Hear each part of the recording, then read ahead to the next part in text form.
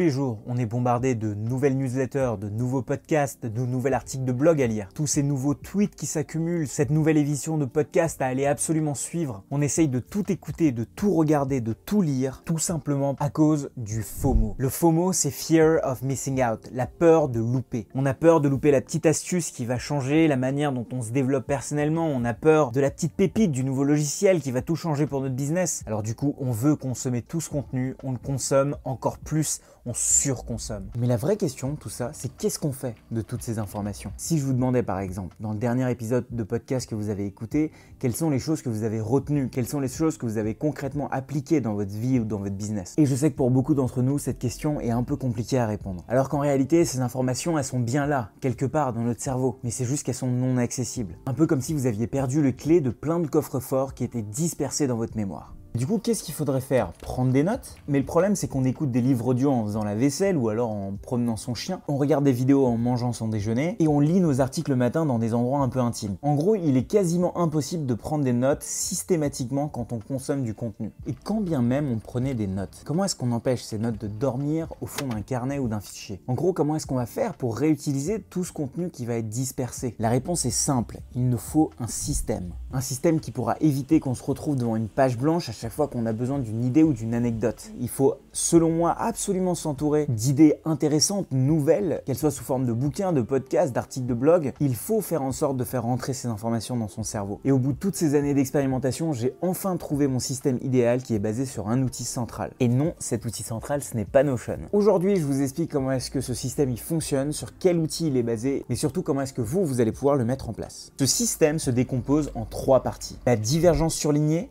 la convergence systématique et enfin la revue journalière. Quand je consomme du contenu, je prends pas des notes tout le temps, mais je surligne énormément. Pour la lecture par exemple, quand je suis en train de lire un article, je vais le lire sur Pocket. Et Pocket, ils ont une fonctionnalité qui vous permet de surligner tout ce qui vous semble intéressant. C'est pareil pour les livres. Sur Kindle, vous avez une fonctionnalité qui vous permet de surligner ce que vous trouvez important. Pour ce qui est des podcasts, j'utilise l'application R, en fait, qui a une fonctionnalité géniale qui vous permet d'enregistrer des passages. Dès que vous trouvez un passage intéressant, vous appuyez sur le bouton R et ça va enregistrer. Et en plus, si le podcast est en anglais, ça va vous transcrire l'extrait que vous avez trouvé intéressant. Quand je tombe sur des tweets ou sur des threads de tweets intéressants, j'ai plus qu'à mettre like et vous allez voir que ça va te retrouver automatiquement dans Notion. Et pour le reste, quand je suis en train de lire un bouquin papier ou alors quand j'ai une idée, une conversation ou quelque chose d'intéressant, eh bien je vais faire une note dans un outil qui s'appelle Draft. Alors que ça soit Draft ou n'importe quel outil, ça marche aussi. Moi j'utilise Draft parce que tout simplement il s'ouvre vite sur mon ordinateur et surtout je peux utiliser Siri pour ajouter une note. Dis Siri, ajoute une note dans Draft en disant que j'aime le chocolat et les petits chiens. Et voilà, Draft a créé une note intitulée « J'aime le chocolat et les petits chiens ». La convergence systématique. En fait, pour que tous ces éléments surlignés aient de la valeur, faut qu'ils soient concentrés et convergent vers un même endroit. Pour moi, il s'agit de Notion. C'est mon hub de connaissances, c'est là où va aller automatiquement tout ce que je veux surligner et tous les exemples que je vous ai donnés juste avant. Pour ce qui est des notes, par exemple sur Draft, j'utilise Zapier pour à chaque fois les mettre dans Notion. Ça marche hyper bien. Mais maintenant, pour ce qui est de R, Kindle ou encore Pocket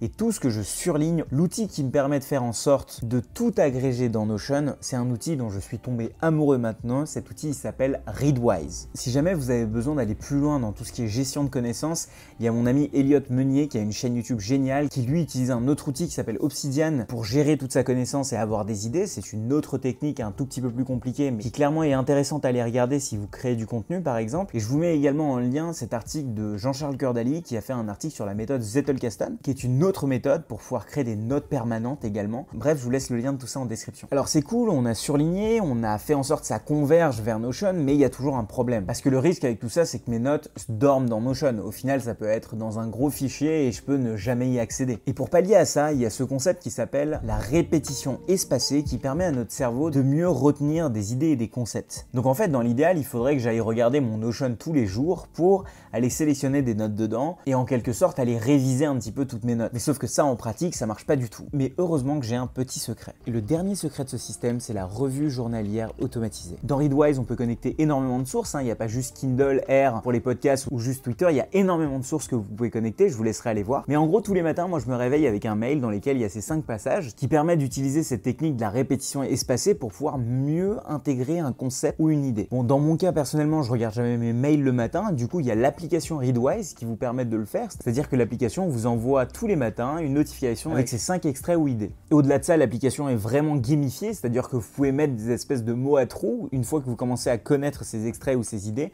vous pouvez cacher des bouts de mots pour pouvoir vous en souvenir. Et en fait, ça rajoute un élément de jeu, de la gamification, tous les matins, sur tous les anciens souvenirs ou les anciens extraits déjà vus par Readwise. Alors je tiens à préciser, cette vidéo n'est pas du tout sponsorisée par Readwise, c'est juste une application que j'adore. Alors il faut savoir que Readwise, c'est pas un outil qui est gratuit, il coûte quelque chose comme 4-5 $ par mois, c'est pas grand chose, mais sachez que vous avez en description mon lien de parrainage qui va vous permettre d'avoir un mois gratuit, et moi aussi avoir un mois gratuit sur Readwise. Du coup, c'est win-win, je vous laisserai aller tester ça. La conséquence du coup, c'est que je crée plus de contenu plus facilement parce que j'ai plus d'idées. Mes discussions ont de la consistance parce que j'arrive à sortir des exemples que j'ai lus, que j'ai écoutés, des exemples que j'emprunte tout simplement aux autres. Mais surtout, j'ai une machine à trouver de nouvelles idées qui s'alimentent tous les jours. Parce qu'au final, les amis, n'oubliez pas que la créativité n'est rien de plus que la connexion d'idées différentes avec un angle qui est le vôtre.